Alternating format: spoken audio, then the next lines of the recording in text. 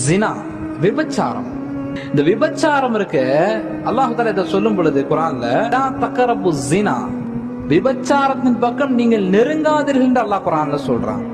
இன்னஹு கான ஃபாஹிஷா, இந்த விபச்சாரம் என்பது ஒரு மானக்கேடான விஷயம். வஸாஅ ஸபீலா, விபச்சாரத்தினுடைய பாதை என்பது, இதனுடைய வழி என்பது ரொம்ப கெட்ட கேவலமான பாதை என்று அல்லாஹ் தஆலா விபச்சாரத்தை கடுமையாக எச்சரிக்கிறான். இந்த விபச்சாரம் எந்த குடும்பத்தில் இருக்கிறதோ அந்த குடும்பத்தில் வறுமை தலைவிரித்து ஆடும். இன்னைக்கு பாக்குறோமா இல்லையா?